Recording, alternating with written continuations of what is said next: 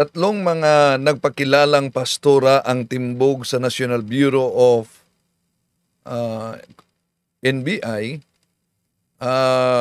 matapos ito inireklamo sa ilang mga kaanib sa sulpot na sekta na syndicated estafa daw.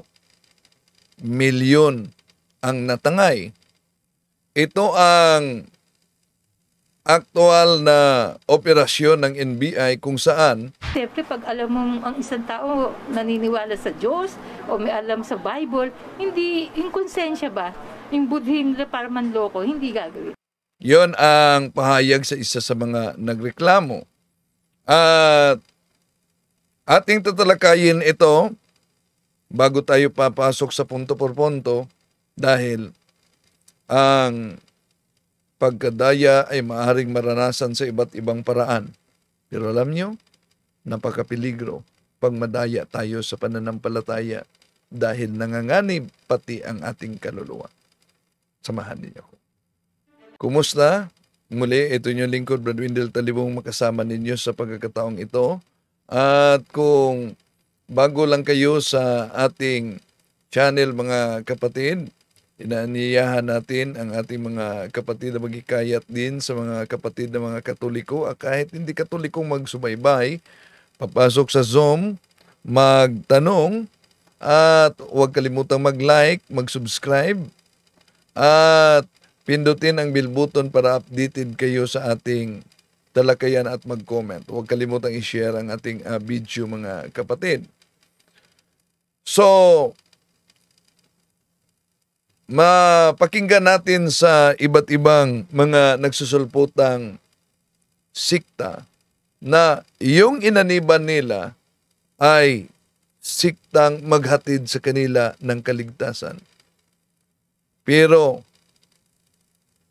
napaka-irony naman itong ilang mga miyembrong nagreklamo sa tatlong pastor dahil hindi kaligtasan ang nakamit nila, nagiging resultas kamalasan dahil milyon-milyon daw ang natangay sa naturang mga pastora. Ating tatalakayin ito, mga kapatid. At bago tayo papasok sa punto por punto, buksan muna natin sa panalangin. In the name of the Father, and of the Son, and of the Holy Spirit. Amen. Come, Holy Spirit, fill the hearts of your faithful, and enkindle in them the fire of your love. Send forth your Holy Spirit, and they shall be created, and thou shalt renew the face of the earth. O God, you've instructed the hearts of the faithful by the light of the Holy Spirit. Grant that through the same Holy Spirit may always be truly wise, rejoice in his consolation, to the same Christ our Lord. Amen. Mary, help of Christians, pray for us. In the name of the Father, the Son, the Holy Spirit. Amen. Di na natin pa tatagalin, mga kapatid. Pakinggan natin itong ulat tungkol sa entrapment operation nitong tatlong pastora. Ito. Agad pinaligiran ng mga ahente ng NBI Anti-Fraud Division ang grupo ng mga pastorang ito matapos umanong tanggapin ang entrapment money na nasa supot. So bakit may entrapment kung biktima na sila nito dahil nagreklamo ng syndicated estafa? So ibig ba sabihin na humihiling naman o humihingi naman ng dagdag kaya may ibinigay na salapi na nasa supot? At ito ang hudyat sa paghuli ng NBI, National Bureau of Investigation. 10 milyong piso ang hiningi sa mga biktima sa pangakong kikita sila ng 10%. 10 milyong piso ang hiningi sa mga biktima. Yung mga kaanib nila, no, na nagreklamo, at noon ang sinabi ng mga kaanib na ilang kaanib, no, na naniniwala talaga sila dahil tagapangaral sa Bible. Tuloy natin. Kada araw sa investment umano sa crudo at cryptocurrency. Crudo at cryptocurrency daw ang investment nila. Iba ito sa yung nagiging kalaban ni Pastor Kibuloy na isang pastor din sa Seventh-day Adventist ba yun? Oo. Na sa Jinsan na nahuli during the time of Presidente Duterte yon. Oo. At nahuli, milyon-milyon din. Grabe, daming mga, umabot pa dito sa Osamis ang kanilang modus, mga kapatid. Oo. So tuloy natin. Dalawang biktima, kumita raw sila noong maliit pa ang kanilang ininvest. Pero nung nag-invest na sila... So, yun. Nagiging pain lang. Dahan-dahan. At nang lumaki na... ng 2.6 million pesos, wala na raw silang nakuha mula Pebrero. So, maliit, kumita sila.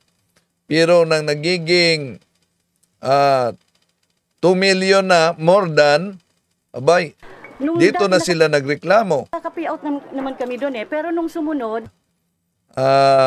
naganap yung recruitment sa sinasabing scam. Bakit scam?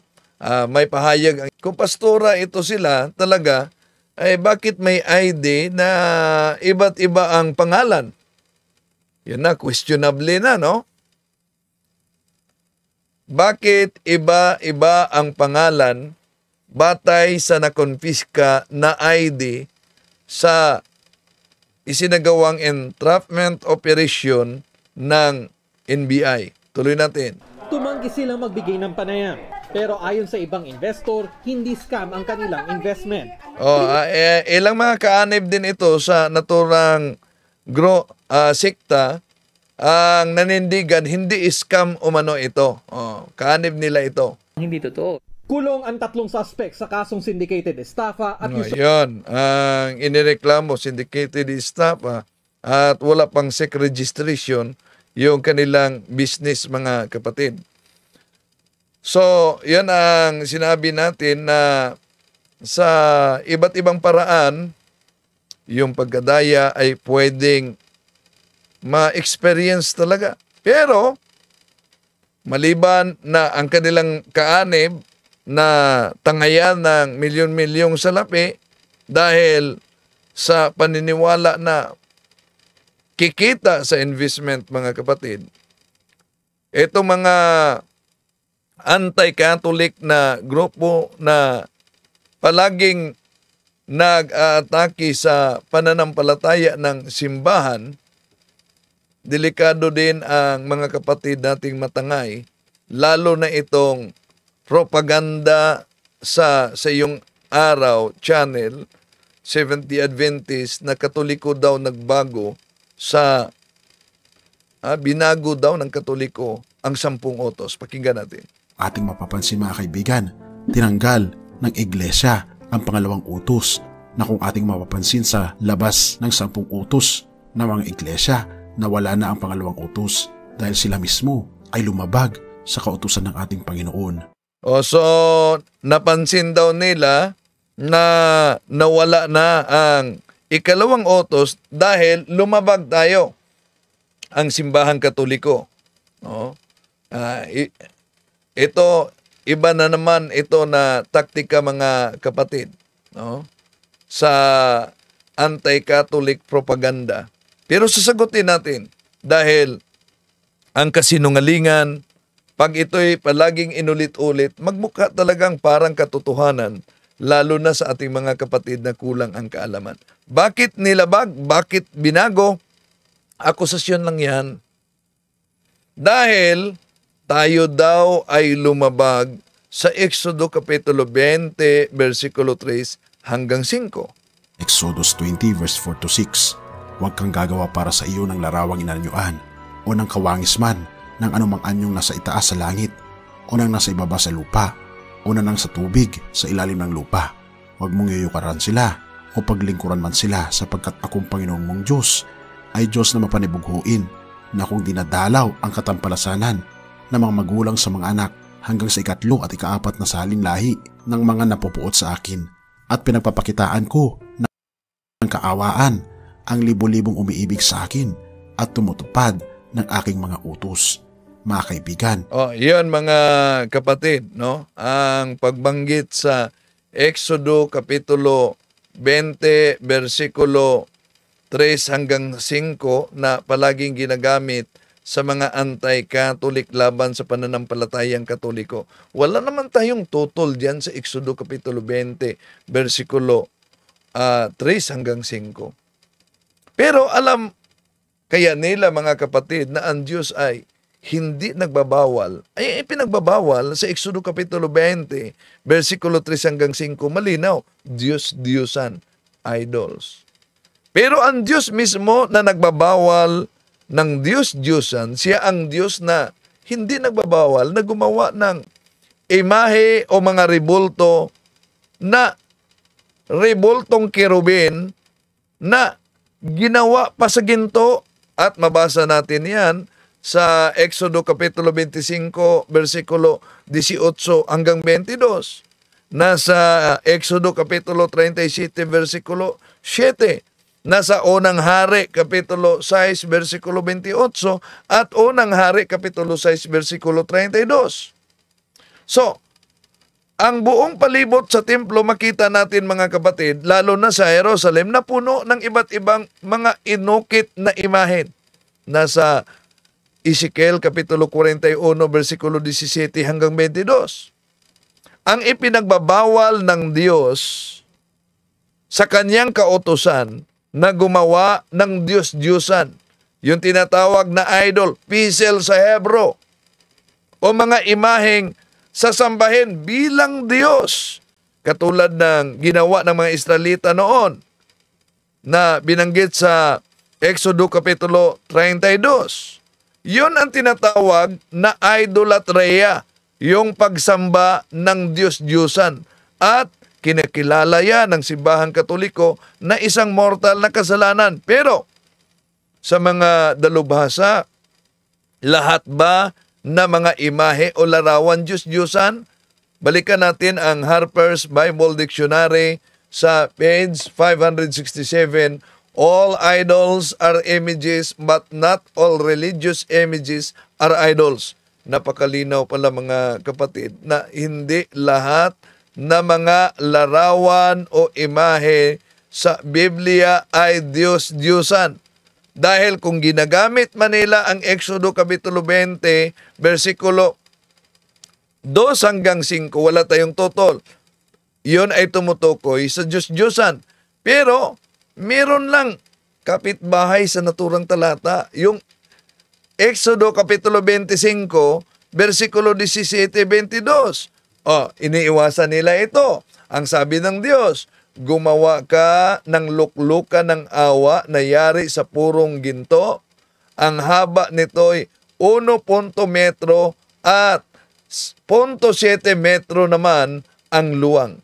Lagyan mo ng 2 kerubing ginto ang 2 dulo nito.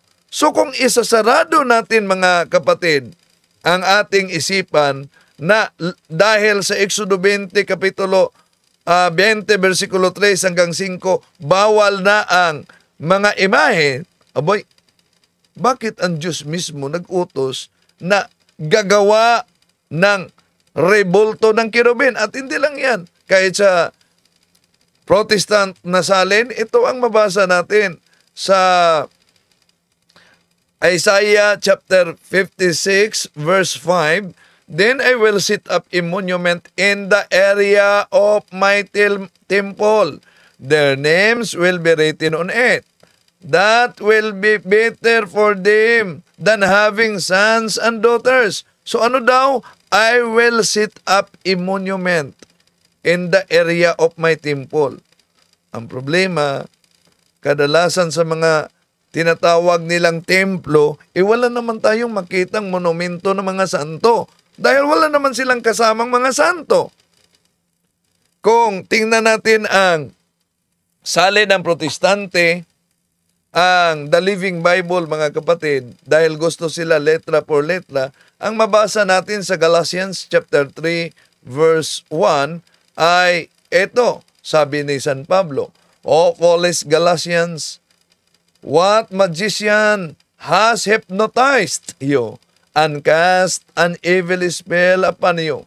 For you used to say, the meaning of Christ's death, as clearly as though I have waved a placard before you with a picture on it of Christ dying on the cross. See? Ano daw?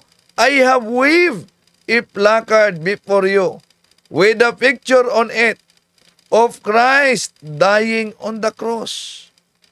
So, napaka-linaw kung gusto nila letra por letra, mga kapatid. So, maaari bang gumagamit ng imahen sa bagong tipan?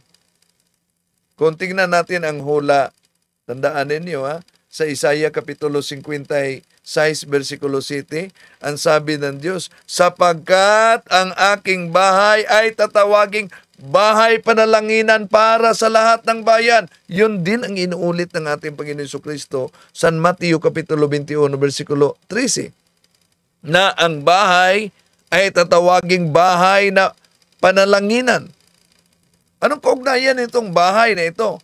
Sa Lumang Tipan, alam nyo ba, kung tingnan ninyo ang Unang Hari, Kapitulo 6, versikulo 29, mabasa natin diya mga kapatid na inukitan ang lahat na panig ng bahay sa palibot ng mga ukit na larawan ng mga kirubin at ng mga puno ng palma. Tanong, kung sa Lumang Tipan ang bahay ayon sa Unang Hari, Kapitulo 6, versikulo 29 ay mga nakaukit na imahen.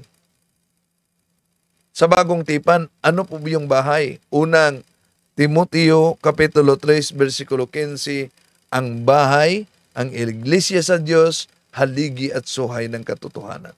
Tuloy natin. Ito ang nais ng ating Panginoon na maalala natin ang pangalawang utos na binabanggit dito na huwag tayong gagawa ng kahit anumang inukit na kasing katulad ng mga nasa... Okay, so yun mga kapatid, no?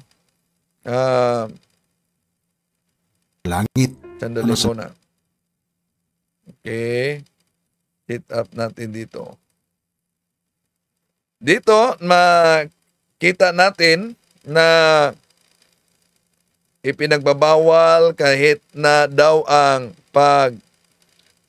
yukod, ang pagluhod. Pero sa Biblia, mga kapatid, ang pagluhod ba sa harap ng larawan ay pagdiyos-diyos na agad?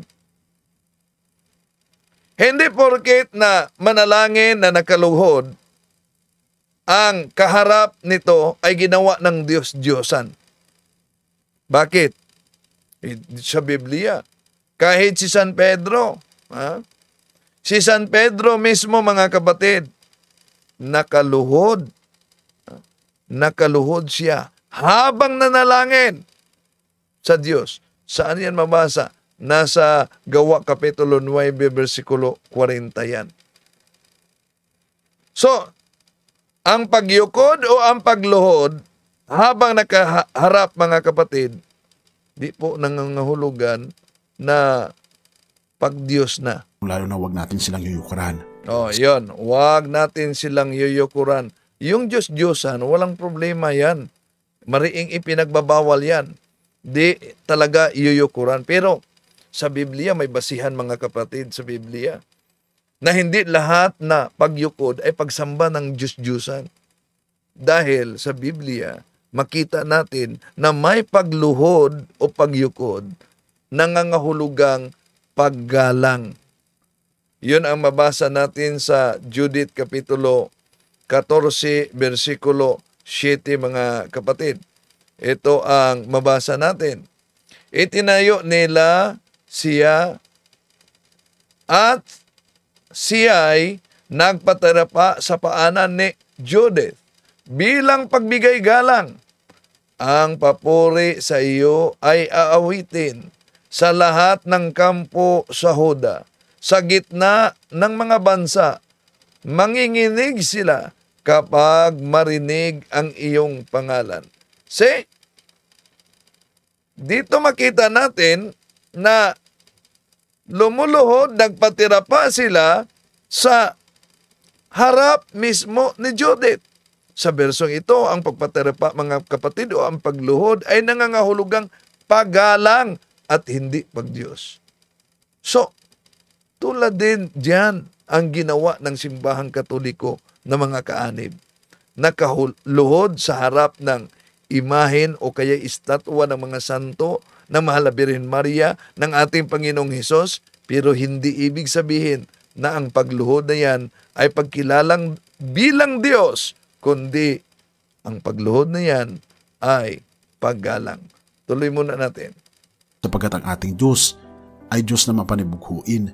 Kung ating mapapansin mga kaibigan, tinanggal. So wala tayong tutol na ang Diyos ay mapagbubuhuin, no? Lalo na sa mga Diyos-Diyusan.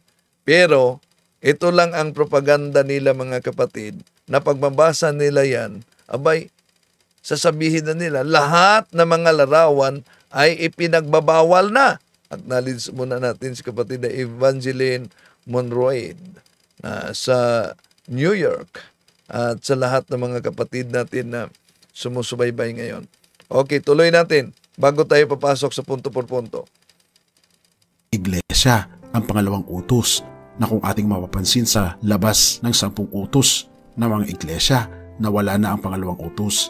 Dahil yan mga kapatid, binago daw ng simbahang Katoliko ang 10 utos. Ito na naman ang mga akusasyon sa iba't ibang mga anti-Catholic. Ito'y sinagot na din natin yung akusasyon ni nagpakilalang Bishop Rod Cubos, di ba? Iyon din ang kanyang pahayag. At sa mga Seventh-day Adventists na binago. So, karaniwan na pong mga atake ng mga sektang sulpot o mga iglesyang tatag lamang ng tao, mga kapatid, ang akusasyon na sinadya umanong baguhin ng Santa Iglesia Katolika Apostolika Romana ang 10 utos na nakasulat sa Exodo at sa Deuteronomio sa Lumang Tipan. Una, lilinawin natin, wala pong katotohanan ang kanilang akusasyon. Bakit? Dahil yung kanilang akusasyon, mga kapatid, sa totoo lang, nang nakita ninyo etong video, palakihin natin ha, ang videong ito na nakita na binago daw ng simbahang Katoliko, eto, palakihin natin tong video nila. Na binago daw dahil eto'y kadalasan na mapakinggan natin sa kanila mga kapatid. Anong dahilan? Okay. Ito. Sandali. No. Ito ang sinabi na mga iglesia na wala na ang pangalawang utos dahil sila mismo ay lumabag sa kautusan ng ating Panginoon. Yon. Binago ng iglesia daw, Katolika, dahil tayo ay lumabag sa kautusan ng Panginoon. Mali. Bakit?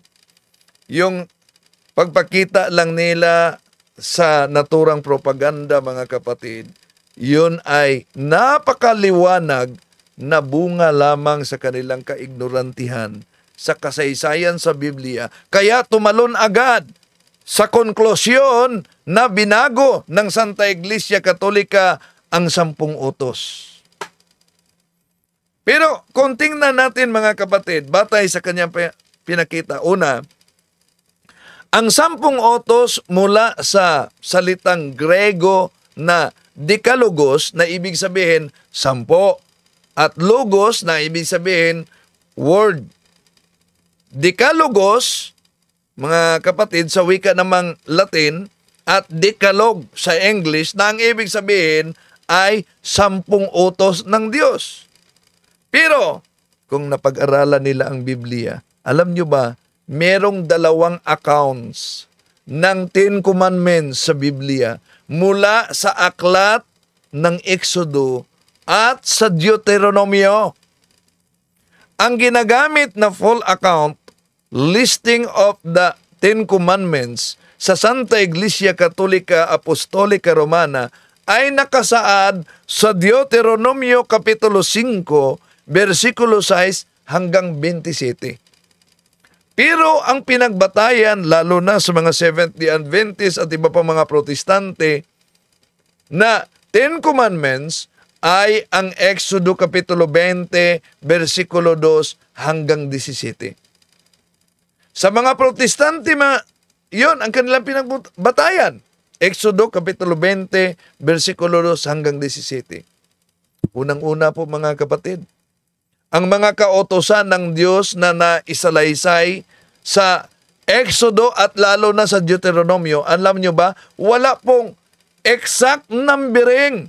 Noong binigay ng Diyos kay Moises ang kautosan doon sa bundok ng Sinai.